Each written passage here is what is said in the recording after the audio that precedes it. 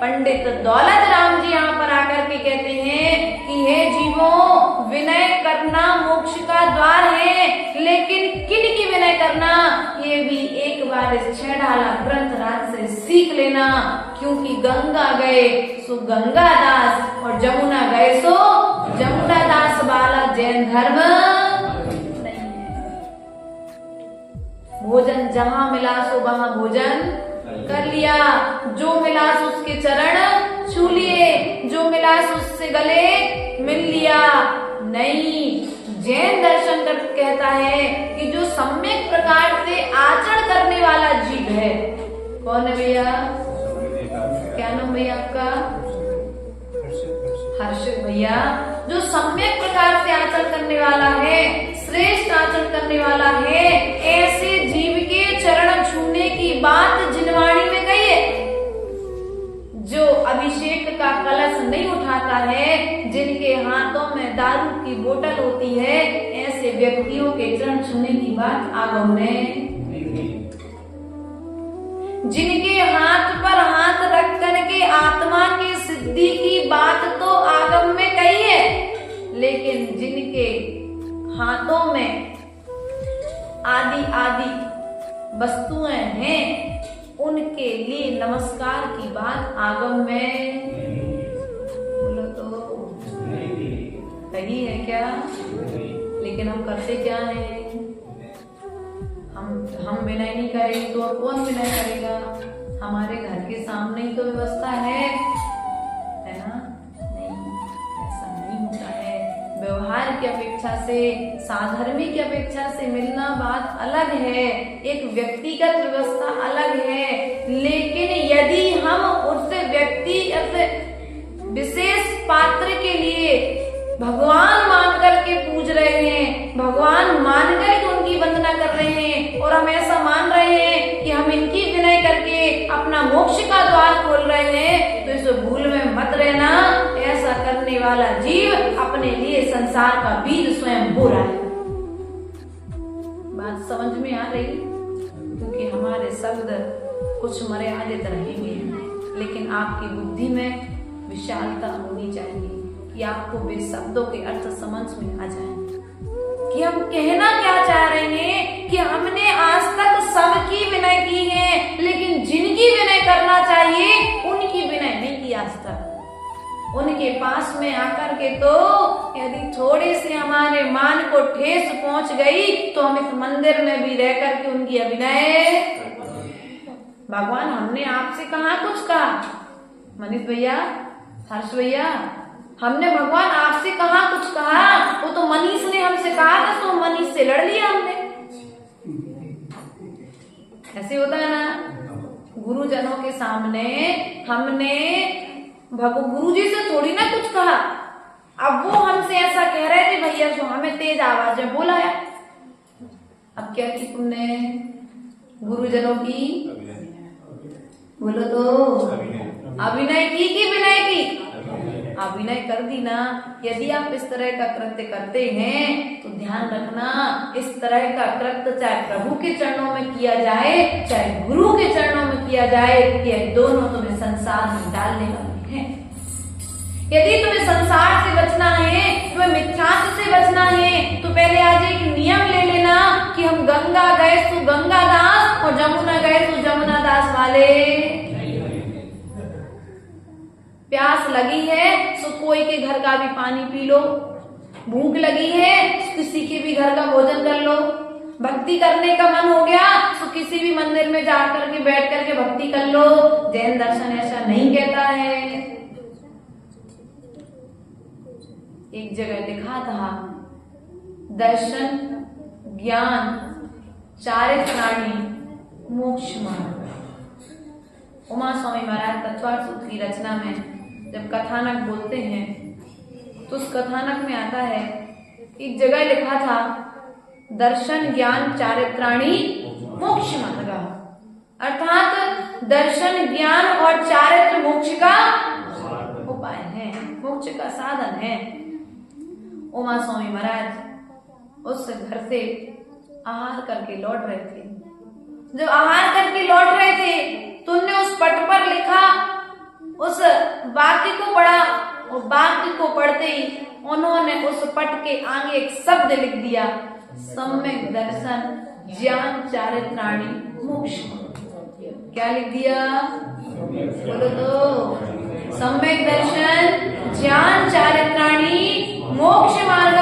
अर्थात सम्यक दर्शन, सम्यक ज्ञान और सम्यक चारित्र मोक्ष का कारण है, ना कि दर्शन, ज्ञान और चारित्र। क्योंकि जो सच्चे देव, सम्यक अर्थात जो सच्चा है, जो समीचीन है, जो अच्छा है, क्या? जो अच्छा है और सच्चा है, उस देव के लिए नमस्कार की बात जैन दर्शन में कही है। हर देव के नमस्कार की बात जैन दर्शन में। लेकिन हम क्या करते हैं? हाथ तो जोड़े हैं, हमने कौन सा पाप कर दिया? ऐसा बोलते हैं लोग हमसे आके।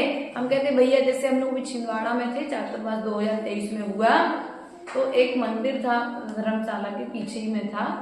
तो हम लोगों ने देखा, कई बार स्वाध्याय आदि करते थे, कभी स्वाध्याय के बाद आचार्य चले जाते थे, तो बालकनी में श्रावक जैसे कभी हम लोग खड़े हो गए तो देखते थे कि यहाँ अपने जैन मंदिर से निकलने के पश्चात में वो अन्य मंदिरों में भी माथा टेकते हुए, और अपन ने कहा कि भैया ऐसा नहीं करो, ऐसा करने से तुम्हारे दर्शन, ज्ञान और चारित्र में दोष लगेगा। तो उन्होंने कहा माता जी क्या हुई है, वो भी तो देव हैं, वो भी तो मंदिर है, सब चीजें हैं, वो देव हैं, मंदिर हैं, लेकिन अरहंत देव नहीं है। क्या? वो देव गति के देव हैं, लेकिन अरहंत देव नहीं है। अरहंत अर्थात शत्रु, हन अर्थात हनन करने वाले, जो शत्रु का हनन करने वाले हैं। कौन से शत्रु का? बोलो तो, कौन से शत्रु का हनन करने वाले हैं? जो तुम्हारा पड़ोस में शत्रु है उसका, कि तुम्हारे गांव में कोई शत्रु उसका नहीं, ना तो किसी राजा के विरोधी अर्थात शत्रु का हनन करने वाले हैं, ना तुम्हारे पड़ोसी का, ना तुम्हारी कॉलोनी का, ना तुम्हारे गांव के, उस शत्रु का हनन करने वाले नहीं है। ये शत्रु तो बाहर के शत्रु हैं, जिन्होंने भीतर के शत्रुओं का हनन कर दिया है। ऐसे अरहंत देव को जैन शास्त्रों में नमस्कार किया गया है। और भीतरी शत्रु कौन है? बोलो तो, बोलो तो, तुम लोग का मौन है क्या? भीतरी शत्रु कौन है? राग, द्वेष, मोह, क्रोध, मान, माया, लोभ, भीखता, हास, रति, अरति, शोक, भय, जुगुप्सा आदि जो है, ये सब हमारे भीतरी शत्रु हैं। अर्थात जो कर्म है, ज्ञानावर्णी, दर्शनावर्णी, मोहिनी, नाम, गोत्र, अंतराय आदि जो 8 कर्म है, ये हमारे भीतरी शत्रु हैं। क्या है? बोलो तो मनीष भैया, ये कौन से शत्रु है डॉक्टर साहब जी?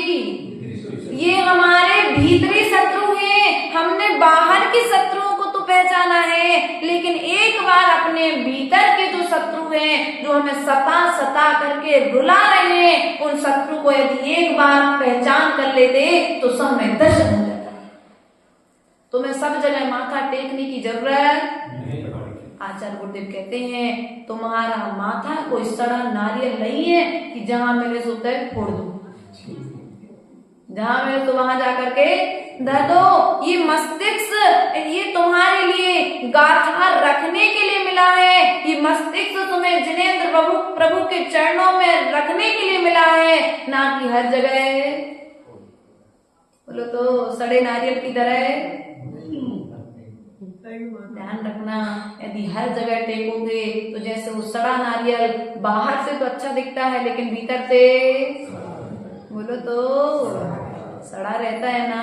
बस हमारी भी स्थिति हो जाएगी कि बाहर से तुम अच्छे सुंदर दिखेंगे, चेहरा अच्छा दिखेगा, बाल अच्छे दिखेंगे, शरीर अच्छा दिखेगा, बाहर से अच्छा दिखेगा, लेकिन भीतर से हम खोखले, भीतर से हम कोई बुरादा निकलेगा, कहीं सड़ा पानी निकलेगा आदि आदि व्यवस्था नारियल के साथ देखने में। विचार, हम अच्छा विचार करना भी चाहेंगे ना, और मिथ्यात्व का उदय रहेगा तो वे अच्छे विचार भी धूरा बन के बाहर। इसलिए प्रिय बंधुओं, समय रहते यदि नारियल का प्रयोग कर लिया जाए तो नारियल सड़ता नहीं है। और यदि समय नारियल को अधिक समय तक उसमें रखा रहने दिया जो उस गरी के लिए, तो वो गरी भी क्या हो जाती है, सड़ जाती है। बस हमारी भी स्थिति है कि अभी देखो समय है मिथ्यात्व के त्याग का। पूरी इंद्रियां, पांचों इंद्रियां काम कर रही हैं और छठवीं इंद्रिय है मन। छठवीं इंद्रिय कौन सी भैया? मन है, जो इन पांचों इंद्रियों को चलाने में सार्थक है, जो सारथी की तरह तुम्हारे साथ में चल रहा है। तो इस मन से कह दो कि तुम्हें मिथ्यात्व के पास नहीं जाना है। बहुत कहे तुम्हें कोई भीतर से बहुत प्रेरणाएं दे, लेकिन तुम इतने मजबूत हो जाओ कि तुम सामने से भी निकल जाओ तो तुम्हें नमस्कार करने का भाव, श्रद्धा ना उपजे। क्योंकि जब तक तुम खरपतवार निकालोगे नहीं, तब तक तुम अच्छी खेती नहीं कर सकते। भैया, भूमि को उपजाऊ बनाना है, खेत पीछे है अपनी जगह, इसमें बहुत सारे उल्टे सीधे बंजर पेड़ आ गए जिनका कोई प्रयोग नहीं है। बस इन बंजर पेड़ों की तरह हमारे विचार है। जैसी बुरी हरिये जो फसल आई है, इस फसल को लाने के लिए कोई बीज बोना पड़ा क्या? इन कामों के लिए कोई बीज बोना नहीं पड़ता है, ये अपने आप आ जाती है। उसी प्रकार से बुरे विचार हैं, उन बुरे विचारों को लाने के लिए, बुरी आदतों को लाने के लिए कोई बीज नहीं बोना पड़ता है। ये अपने आप अनादि काल के संस्कारों के कारण अपने आप उपज जाते हैं। लेकिन अच्छी फसल लानी है, फल प्राप्त करना है, तो क्या करना पड़ता है? उस भूमि से पहले खरपतवार को बाहर निकालना पड़ता है, फिर उस भूमि को उपजाऊ बनाते हैं, फिर उपजाऊ बनाने के बाद फिर उसमें बीज बोते हैं। जब बीज बोता है तो खाद भी डालते हो, और जब खाद डालते हो तो खाद डालने के बाद फिर तुम्हें आगे जाकर के फल की प्राप्ति। अब देखो, तुम्हें पहले तो श्रद्धान करना पड़ेगा, श्रद्धा का बीज बोना पड़ेगा। श्रद्धा का बीज बोने के बाद में उसमें ज्ञान की खाद डालनी पड़ेगी, और जब ज्ञान की खाद डालोगे तो चारित्र्य के फल तुमको मिल जाएंगे। आज तक हमने अच्छे विचारों का प्रवेश ही नहीं कराया। घरों के बाहर लिखा रहता है सावधान। अब तो माता ने कह दिया आगे की बात, क्या लिखा रहता है? सावधान। किससे? हमारे घर में हम आपसे कहना चाहेंगे, चिन्मयी माँ तुमको सावधान कर रही है। सावधान, ये जो संसार देख रहे हो, ये संसार में तुम सावधान होकर के रहना। पता नहीं कौन सा कर्म आकर के तुम पर कब अटैक। इतना विश्वास नहीं है। विश्वास नहीं है तो दरवाजा खोलकर तो घुस जाओ सामने वाले के घर में, तो अपने आप पता। कल वाली स्थिति आई है कल ठिकाने। पहले विश्वास नहीं किया, फिर बाद में रोना पड़ेगा। अगर तुम धोखे से देखो, उस दरवाजे पर लिखी उस छोटे से तख्ती पर तुम्हें कितना विश्वास हो गया कि सामने वाले ने कहा है तो यहाँ पर आगे जाने पर खतरा। लेकिन जिनवाणी माँ तो तुम्हें पग पग पर समझा रही है कि भैया तुम संसार के प्राणी हो। क्रोध करने पर तुम्हें खतरा है, मान करने पर तुम्हें खतरा है, मायाचारी करने पर तुम्हें खतरा है, लोभ करने पर तुम्हें खतरा है, हिंसा करने पर तुम्हें खतरा है, झूठ बोलने पर तुम्हें खतरा है, परिग्रह करने पर तुम्हें खतरा है। लेकिन फिर भी हम छोड़ दे। अब बोलो तो फिर कल गड्ढे वाली कहानी सुनाई थी परसों, ये रास्ते में उसने मानी नहीं बात, होगा नहीं होगा ये तो बन रहे थे, लिख ही देते हैं, और जाकर के देखा तो रिटर्न उसे ऐसे तो नहीं तुमको भी रिटर्न होना पड़े। वहां पहुंचने के बाद में जब कुत्ता काट ले तो को यार गलत कर दिया, मान ली होती बात। तो इसी प्रकार से देखो, जब कुत्ता काटेगा तो 16 इंजेक्शन लगेगी तो ठीक हो जाओगे, है ना। लेकिन यहाँ पर आचार्य भगवान कहते हैं कि यदि तुम्हें कर्म काटेंगे तो कर्मों को काटने के लिए कोई 16 इंजेक्शनों की जरूरत नहीं है। कर्मों को काटने के लिए तुम्हें 16 कारण भावनाओं को भाने की जरूरत है। किसको भाने की जरूरत है? 16 कारण भावनाओं को भाने की जरूरत है। यदि तुम 16 कारण भावनाओं को निरंतर भाते हो तो 16 कारण भावनाओं को भाने के बल से, उनके प्रभाव से तुम क्या हो जाओगे? बोलो तो सम्यक दर्शन के बल पर, क्योंकि जो सम्यक दृष्टि होगा, सम्यक ज्ञानी होगा, जो सम्यक चारित्र की प्राप्त करने की भावना रखता होगा, वही जीव 16 कारण भावनाओं को भाएगा और 16 कारण भावनाओं को भाने के पश्चात में वो तीखन का प्रकृति का बंद करके सिद्धालय में जाकर के विराजमान हो जाएगा। माता जी आप तो ऐसी कह दी थी बिल्कुल जैसे चुटकियों में होना है सिद्धालय, बस चुटकियों का काम है सिद्धालय, बस उसको अपनाने की जरूरत है, उस आचरण को अपनाने की जरूरत है। यदि हम उस आचरण को अपना लेंगे तो हमें ये तुम्हारा जो गृहस्थ आचरण है वो मोक्ष मार्ग के आचरण से बहुत सरल मतलब सरल है। आचार्य गुरुदेव कहते हैं साधु के लिए तो मात्र 28 कितने परिचय होते भैया, 22 परिचय होते हैं, 28 प्रतिकर्मों का पालन करना होता है, लेकिन श्रावक के पास तो 22,000 परिचय होते हैं। कितने परिचय होते भैया? तुम्हारी प्रशंसा कर रहे हैं, तुम्हारे पास कितने परिचय है भैया हर्ष जी?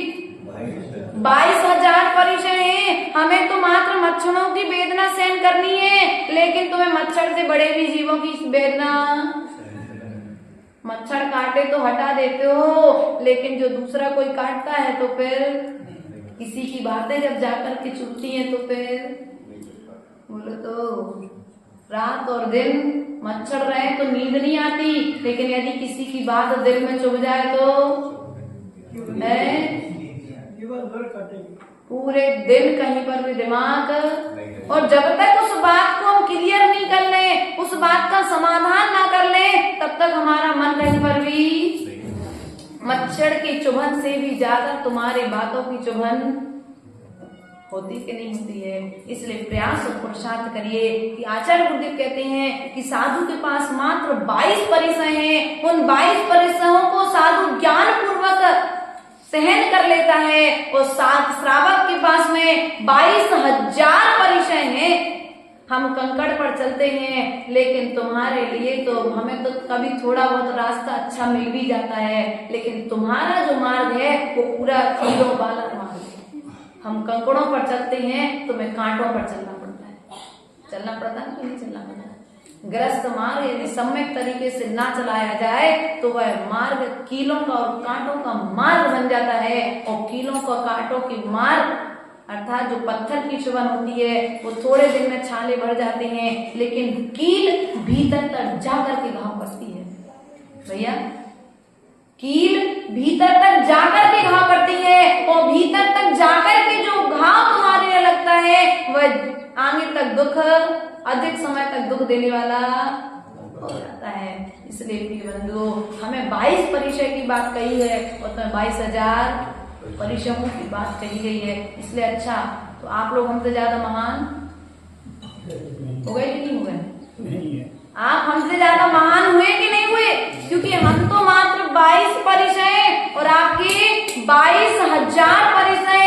महान क्यों नहीं हुए? महान इसलिए नहीं हुए क्योंकि हम जो परिचय सहन कर रहे हैं विज्ञान पूर्वक सहन करके कर्म की निर्जरा कर रहे हैं, और आप उन्हीं कर्मों को सहन करके अज्ञान पूर्वक सहन कर रहे हो, तो कर्म का बंध कर रहे हो। आपको किसी ने गाली दी, आपने रिटर्न में 4 गाली और पकड़ा, तो उसने यदि 2 कर्म का बंध किया था तो 4 गाली देके आपने 4 कर्म का बंध कर लिया। और साधु को यदि किसी ने गाली दे दी तो साधु क्या करेगा?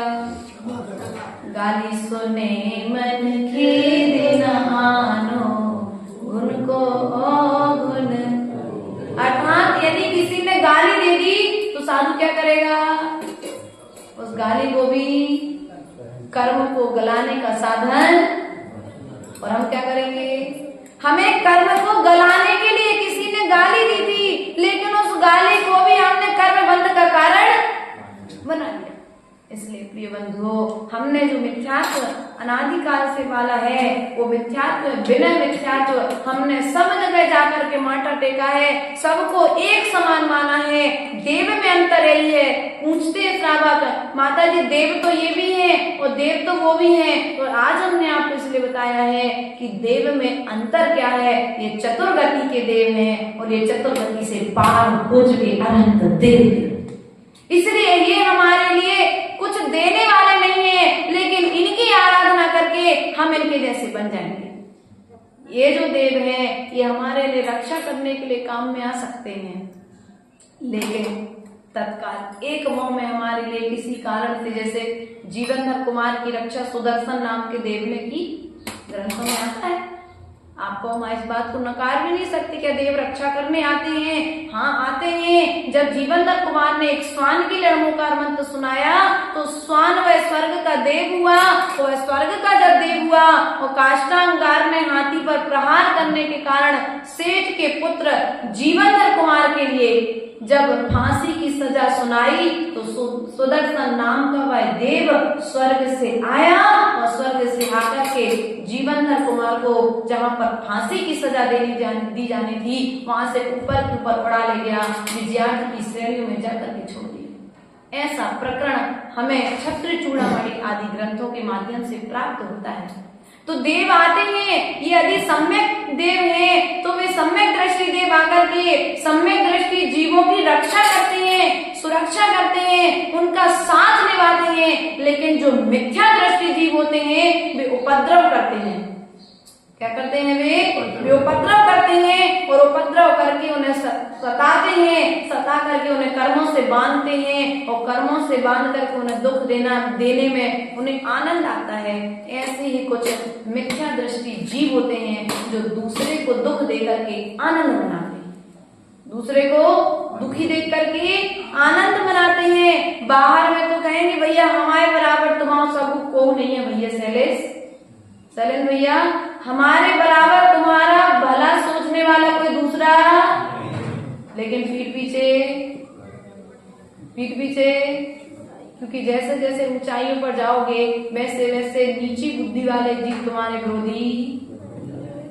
देखना, जो व्यक्ति हाथ ठेला चलाता है ना उसकी विद्रोही नहीं है, उसका कोई बैरी भी नहीं है, क्योंकि बैर किससे है? पैसे से है। विद्रोह तुम्हारे यश से है, विद्रोह तुम्हारी इज्जत से है। इसलिए प्रिय बंधु, प्रयास और पुरुषार्थ करना है। ये सब जो हमारे लिए प्राप्त होता है, आयस कीर्ति नाम कर्म का बंध जो हमें प्राप्त होता है, इसका कारण क्या है? आयस हमारे लिए क्यों मिल रहा है? नीच कुलों में जन्म क्यों मिल रहा है? पता है इसका कारण? नीच कुल में जन्म क्यों होता है? तो हरिवंश पुराण के लेखक जिनसेन आचार्य से जिनोपदेश ग्रंथराज में अर्थात हरिवंश पुराण में जब पढ़ा तो आचार्य भगवान जिनसेन स्वामी ने कहा है कि जो साधर्मी की निंदा करता है, क्या करता है? जो साधर्मी की निंदा करता है, गुण देखने के बाद में भी उनकी निंदा करता है, उनकी बुराई करता है, उनकी चुगली करता है, तो वो एक दिन जाकर के नीच गोत्र का बंद करके नीची जातियों में जन्म लेता है। इसलिए प्रयास करो, यदि तुम आज ये कार्य कर रहे हो तो तुम्हें भी अगले भाव में फिर आज मिला अच्छा कुल की मंदिर के अंदर बैठे हो, नहीं कोई पट्टी के फिर आज मिला है सो फायदा ले लो, वरना फिर आगे मिलने वाला, क्योंकि आज तुमको मौका है जो तुम उपयोग नहीं कर रहे हो, और जब उपयोग नहीं करोगे तो फिर तुम्हारे लिए वो चीज मिलने वाली नहीं है। इसलिए जो विनय नाम का मिथ्यात्व है हमने अनादि काल से किया है। भैया बड़े हैं, देव हैं, तो हम जब चाहे जहां चाहे कहीं अपने ऑफिस के व्यवहार को निभाने के लिए, कभी दुकान के व्यापार को निभाने के लिए, आदि आदि तरीके से कहीं पड़ोस में व्यवहार निभाने के लिए हम सब जगह जाने आने, ये अपने जैन शास्त्रों में नहीं है, क्योंकि जैन शास्त्र त्याग को नमस्कार करता है, भोग को नमस्कार नहीं करता। इसलिए जहां पर त्याग है वहां पर तो तुम जाओ, लेकिन जहां पर भोगों की पूजा है उन भोगों की पूजा की अनुमोदना करने के लिए आपको एकत्रित नहीं होना चाहिए, क्योंकि मिथ्यात्व की ऐसा करने से आपको मिथ्यात्व का दोष लगता है। किसका दोष लगता है? मिथ्यात्व का दोष लगता है, अर्थात तुम्हारे श्रद्धान में कमी आती है, और श्रद्धान में जब कमी आती है तो हम संसार में परिभ्रमण करने के लिए, बात समझ में आ रही? ऐसा तो नहीं लग रहा कि कहीं जाना है आप लोगों को तो ऐसे बैठे हो जबरदस्ती जैसे? नहीं, ऐसी फीलिंग आ रही हो तो बता देना, हमको कोई दिक्कत नहीं है। ऐसा हमको लग रहा है, ऐसा है क्या? नहीं है, लेकिन फिर भी अपने भोजन का समय, आहार चले का समय हो चुका है, तो ध्यान रखना आज के दिन इतना ही नियम लेना है कि गंगा गए सो गंगादास और जमुना गए सो जमुनादास नहीं बनना है। बिन पैरी के लोटा जैसे एकमात्र सच्चे अरहंत देव। कौन है देव? एकमात्र अरहंत देव ही सच्चे देव हैं। थोड़ी देर से तुम्हें फायदा मिलेगा, तुम्हारे कर्म थोड़ी देर से कटेंगे, लेकिन कटेंगे जरूर, ऐसा विश्वास रखना। क्या? ऐसा विश्वास रखना तुम्हारी समस्या थोड़ी देर से भले ही हल होगी, लेकिन समस्या हल होगी। क्योंकि जब शास्त्रों मुनिराजों का कुष्ठ रोग इनकी भक्ति से ठीक हो गया, क्या हुआ? एक स्वान ने नमोकार मंत्र सुना और उन्होंने अरहंत पर, सिद्ध पर, आचार्य पर, उपाध्याय पर विश्वास करके नमस्कार कर दिया। यही सच्चे देव है, मैं इन्हें नमस्कार करता हूँ, अरहंत की शरण में जाता हूँ। और हमारी स्थिति क्या है? शरण में रहते हुए भी हम चरण में नहीं पहुंच पाते। शरण में रहते हुए चरण में नहीं पहुंच पा रहे हैं, तो फिर हम कौन हैं? बोलो तो, हम कौन हैं? सम्यक दृष्टि है कि मिथ्या दृष्टि है? क्योंकि जो सम्यक दृष्टि जीव रहेगा वो सब काम छोड़ करके सबसे पहले प्रभु के दर्शन करेगा। सब काम छोड़ करके वो भगवान के अभिषेक का कलश उठाएगा। वो सब काम छोड़ करके भगवान को अपने मस्तिष्क पर उठाने का प्रयास और पुरुषार्थ करेगा। जो सम्यक दृष्टि जीव होगा वो भगवान की पूजा करने के लिए तत्पर रहेगा।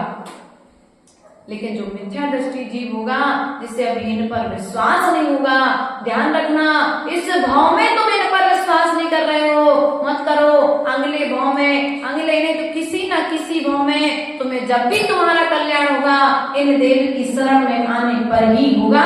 अन्य की शरण में जाने से तुम्हारा कल्याण होने वाला नहीं है। इस बात का विश्वास रखना। अपन पुनः इस बात को आगे देखेंगे। बोले परम पूज्य आचार्य गुरुदेव स्वामी विभव सागर जी महाराज की जय।